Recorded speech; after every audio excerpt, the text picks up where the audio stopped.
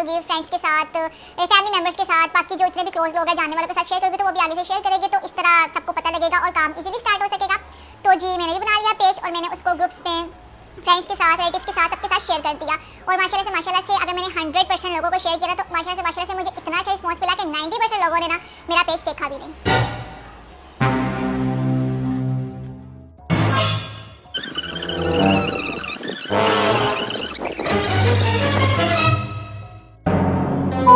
लेकिन 10% लोग ऐसे भी थे जिन्होंने मुझे सपोर्ट किया था और ये 10% लोगों को मैं आज तक फेवर देती हूँ। जी अब जो मुझसे शिकवे करते हैं ना कि अब मतलब मैं उनको टाइम नहीं देती, मैं उनके जो क्वेरीज़ के क्वेश्चंस के आंसर नहीं करती, उनको फेवर नहीं देती, वो यही वजह है कि जब मुझे स्टार्ट था मैंने तब से लेके अब तक मैंने सब देखा कि किसने सपोर्ट किया, किसने क्या किया, किसने क्या नहीं।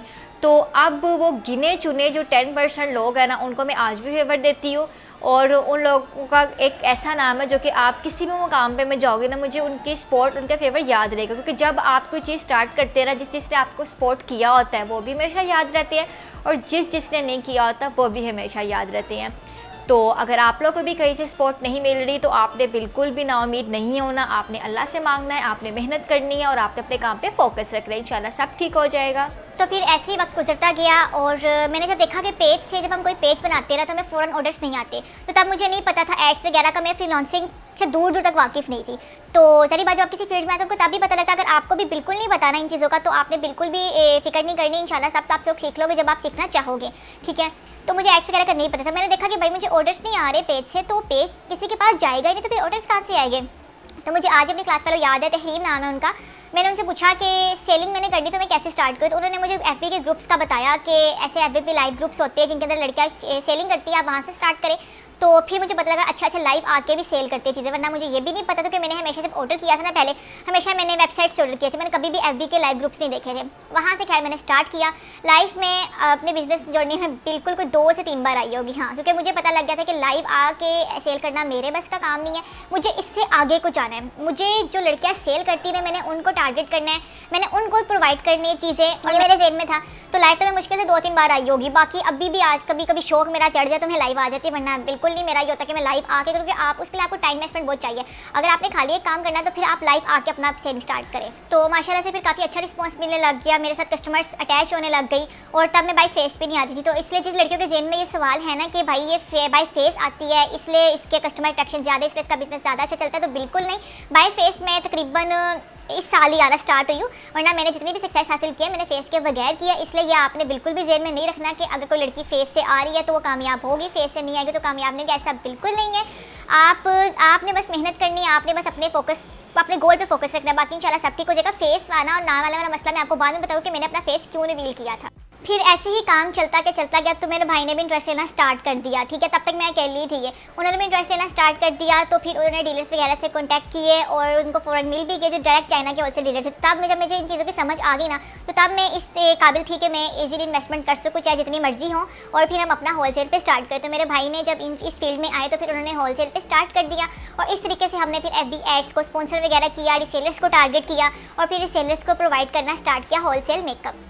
और फिर ये लाइव वगैरह वाला सारा चक्कर खत्म हो गया जब पेज पे पोस्ट वगैरह होती थी। लेकिन फिर मेरी सिस्टर जो थी उनकी स्टडी कंप्लीट हुई तो फिर उसने कहा कि घर बैठने से अच्छा मैं लाइव करूँ, तो उसको लाइव का अभी तक शौक है। मतलब उसे कह भी देना कि लाइव मत किया करो, अब क्या ज़रूरत है, एड्स वगैरह लग रहे हैं, चीज़ें जा रही है तो क्या नहीं, उससे लाइव करने का आज बड़ा शौक है। उसकी कस्टमर्स के साथ अच्छी खासी ट्रैक्शन होगी है ना कि इंट्रैक्शन।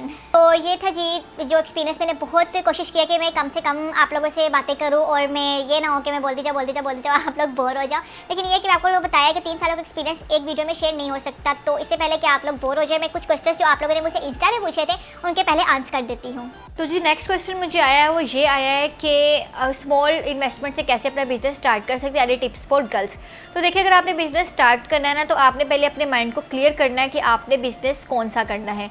लड़कियों के लिए ये होता है कि लड़कियां ड्रेस भी सेल करती है, makeup, cosmetics, skin care products, हेयर केयर प्रोडक्ट्स ये भी सेल करती है, ब्यूटी टूल्स भी सेल होते हैं। और आजकल तो आप देखें ना कि हर चीज़ ही सेल हो रही है। तो पहले आपने अपना माइंड क्लियर करना है कि आपने सेल क्या करना है, ठीक है। और उस हिसाब से फिर आपकी इन्वेस्टमेंट होगी। ये नहीं कि अगर आप कहे कि मैंने अब ड्रेस सेल करनी है तो अब ड्रेस के हिसाब से जो इन्वेस्टमेंट अगर आपने सोची है कि मैं 30,000 इन्वेस्ट करूँगी, और अगर आप मेकअप में आए तो आपके जी मुझे 30,000 में उतना ही मेकअप इन्वेस्टमेंट का मिल जाए, तो ऐसा नहीं होता। ये आपके बिज़नेस पर डिपेंड करेगा कि आप कौन सा बिज़नेस स्टार्ट करना चाहती हैं। उसके बाद ये कि आपने होलसेल पे जब आपने देखना कि आपको होलसेल के रेट मिल रहे या नहीं मिल रहे, तो आपने बहुत ज़्यादा इन्वेस्टमेंट से बिल्कुल स्टार्ट नहीं करना। आपने जस्ट थोड़ी इन्वेस्टमेंट पहले लेनी है, उसके बाद आपने एक्सपीरियंस शेयर करना है, ठीक है। आपने कस्टमर्स के साथ कैसे, आपका मतलब कि आप किस तरीके से कस्टमर्स को डील करती है, कैसे कैसे कस्टमर्स होते हैं, आपने पहले एक्सपीरियंस लेना है, उसके बाद फिर आपने मज़ीद इन्वेस्टमेंट करनी है। और जो नेक्स्ट क्वेश्चन है ये तो मेरे साथ खुद भी था कि स्टडी और बिज़नेस को हम कैसे मैनेज कर सकते हैं। देखिए, स्टडी पर फोकस आपने बिल्कुल नहीं हटने देना। अगर आप इंटर में हैं, आप मैट्रिक में या आप बीएस कर रहे हैं, तो आपने स्टडीज़ को भी अपने साथ चलाना है। एक प्रॉपर आपने डिग्री ले लेनी है, ठीक है।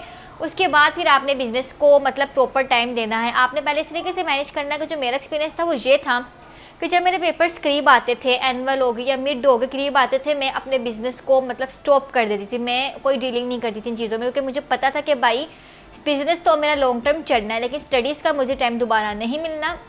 तो आपने स्टडीज़ पर फोकस बिल्कुल नहीं हटने देना। आपने इस तरीके से मैनेज करना है कि अगर आपने पहले स्केड्यूल अपना देख लेना। अगर आपको स्टडी के लिए आपको मतलब आपको आपके सारे कामों से अगर फ़र्ज़ कर ले आपको 9 to 10 आवर्स मिलते हैं, उसमें आप 8 आवर्स स्टडी कर ले और 2 आप जो आवर्स है ना अपने बिज़नेस को टाइम दे दे। लेकिन जब आपके पेपर्स आए, फाइनल्स वगैरह आए, तो आपने बिल्कुल नहीं बिज़नेस को टाइम दिया, आपने सिर्फ स्टडी पे फोकस करना है, ठीक है।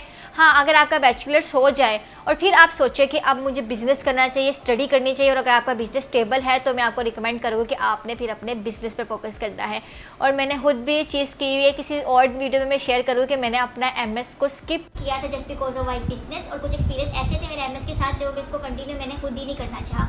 तो अगर आप BS के बाद मुझसे पूछ रही है कि स्टडी को करना चाहिए, बिजनेस को करना चाहिए, तो मैं आपको रिकमेंड करूँगी आपने बिजनेस को करना है, क्योंकि स्टडी BS तक काफ़ी है। अगर आपने बिजनेस ही करना है ना आगे, तो स्टडी BS तक काफ़ी है। लेकिन अगर आपने वही 9 to 2 हो गई या 8 to 3 आपने गवर्नमेंट जॉब करनी है, आपने फिक्स एक जॉब करनी है, तो फिर आप स्टडी को चला सकते हैं। लेकिन अगर आपने अपना बिजनेस करना है, तो फिर आपके लिए बैचलर्स काफ़ी है। बल्कि इंटर के बाद भी लोग स्टार्ट कर देते, तो कोई इशू नहीं है। हाँ जी, तो जो नेक्स्ट क्वेश्चन है वो है बिजनेस विदाउट इन्वेस्टमेंट। ये लास्ट क्वेश्चन है, ठीक है। अब अगली जो है आप लोग किस तरीके से स्टार्ट कर सकते हैं, किस तरीके से नहीं, वो मैं नेक्स्ट एपिसोड में आप लोगों से शेयर करूँगी। तो ये क्वेश्चन है बिजनेस विदाउट इन्वेस्टमेंट। जब मैंने स्टोरी पे नोटेड लिखा, तो एक दो जो गर्ल्स था उनका ना रिप्लाई आया कि ये कौन सी बंदी है जो कह रही है कि इन्वेस्टमेंट भी ना और बिज़नेस आप स्टार्ट कर दिए, कोई पागल है। मुझे ऐसे ऐसे ना उनके बाद रिप्लाई आए। तो मैं स्टोरी पे इसलिए आप लोगों के क्वेश्चंस लगाती हूँ, नेम में मेंशन बिल्कुल नहीं करती, क्योंकि मुझे पता है कि हर एक का अपना अपना हिसाब होता है। स्टोरी पे इसलिए लगाती हूँ कि मुझे याद रह जाए कि इस बंदी ने ये सवाल पूछा था, वरना मैं सवाल भूल जाती हूँ। अभी भी मैं आप लोग के आंसर कर रही हूँ, तो मैं अपने इंस्टा के अकाउंट पर जो स्टोरी सेव हुई होती है उधर जाके मैं आप लोग के क्वेश्चन पढ़ रही हूँ, दैन मैं आंसर कर रही हूँ। तो आप लोग के लिए ये बात फ़नी होगी कि बिज़नेस विदाउट इन्वेस्टमेंट कैसे हो सकता है, कि मेरे लिए बात बिल्कुल फ़नी नहीं है, क्योंकि मैं जानती हूँ कि बिज़नेस विदाउट इन्वेस्टमेंट भी आप कर सकते हैं, लेकिन एक्सट्रीम लेवल का आप नहीं कर सकते। हाँ, स्टार्ट आप ले सकते हैं। अगर आपके पास अमाउंट नहीं है बिज़नेस अपना स्टार्ट करने की, तो आप विदाउट इन्वेस्टमेंट स्टार्ट करें। जो प्रॉफिट होगा आप उसको कंबाइन करें, देन आप अपना बिज़नेस स्टार्ट कर दें। और विदाउट इन्वेस्टमेंट आप किस तरीके से स्टार्ट कर सकते हैं, ऑर्डर्स। कुछ लड़कियाँ रीसेलिंग ऐसे रीसेलिंग करती है कि वो पिक्चर से ऑर्डर लेती है, मतलब उनके पास वो प्रोडक्ट नहीं होती, उनके होलसेल से कॉन्टैक्ट होते हैं, उनको पिक्चर शेयर करते हैं, दैन वो पिक्चर से अपने ऑर्डर लेती है, और जब उनके पास वो ऑर्डर आ जाता है तो उनसे वो कहते हैं कि उनको डिलीवर कर दे।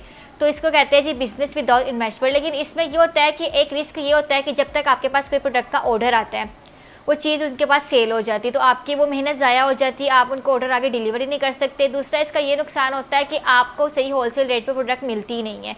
आप ज़्यादा से ज़्यादा अगर आपको 500 की प्रोडक्ट मिली, आपने उसको 600 का सेल कर दी है, तो इनफ है 100 रुपीज़ आपको मिल जाते हैं। लेकिन इसके लिए काफ़ी आपको मेहनत करनी पड़ती है। कुछ लड़कियाँ जो है कुछ नहीं, काफ़ी ज़्यादा और फिल्म के तौर पे जो काम करती है उनके करती है, वो यही करती है कि पिक्चर से ऑर्डर लेती है, और जब उनको प्रोडक्ट आ जाती है, वो ऑर्डर उनको आया तो उनको डिलीवर कर देती है। लेकिन इसके लिए आपको ठीक तरीके से आपको प्रॉफिट नहीं मिलता। तो बिज़नेस विदाउट इन्वेस्टमेंट आप कर सकते हैं, लेकिन तब जब आपने बिज़नेस के लिए अपना जो अमाउंट है वो कलेक्ट करनी हो। लेकिन अगर आपके पास अमाउंट है तो आप बिज़नेस विदाउट इन्वेस्टमेंट वाली साइड पर बिल्कुल नहीं जाइए। तो यहाँ पे मैं आज की वीडियो का एपिसोड ख़त्म करती हूँ। इंशाल्लाह नेक्स्ट एपिसोड में मज़ीद जो आप लोगों ने क्वेश्चंस किए हैं और जो टॉपिक्स होंगे वो कवर हो जाएंगे।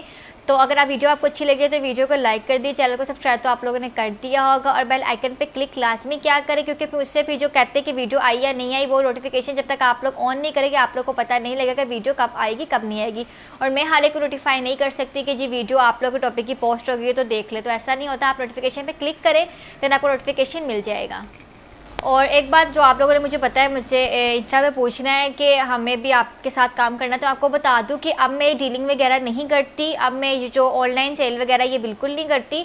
ये है कि अगर आप लोगों ने होलसेल पे प्रोवाइड आपको चाहिए cosmetic, hair care, skin care products हो गई, तो आपको भी नंबर प्रोवाइड कर दूँ कि होलसेल का, आप उनसे डायरेक्ट कॉन्टैक्ट कर सकते हैं, या फिर ये होता है कि लाइव सेशन सबाली के पेज वगैरह पर होते हैं, आप उनसे बाई कर सकती है। तो मुझे मैसेज करके मुझे कहना आप लोग का वेस्ट है, ठीक है। इसलिए मैं क्लियर कर रही हूँ कि मुझे अभी तक ये मैसेज आते हैं कि हम आपके साथ काम स्टार्ट करना चाहते हैं, तो मैं अब इन चीज़ों से हट गई हूँ। तो ये है कि एक स्टेबल बिजनेस हो चुका है, तो आप उनसे कॉन्टैक्ट कर सकते हैं। Thank you so much for watching, take care, अल्लाह हाफिज़। आप मेरे पैलेस पे बाकी वीडियोस भी वॉच कर सकते हो। अब सो आपको अच्छी लगेगी, उसके लिए आपको अपलोड्स वाली प्लेलिस्ट पे जाना है, वहाँ डिफरेंट सेक्शंस बने होंगे जिससे आप अपनी मर्ज़ी की वीडियो सेलेक्ट कर सकती हैं।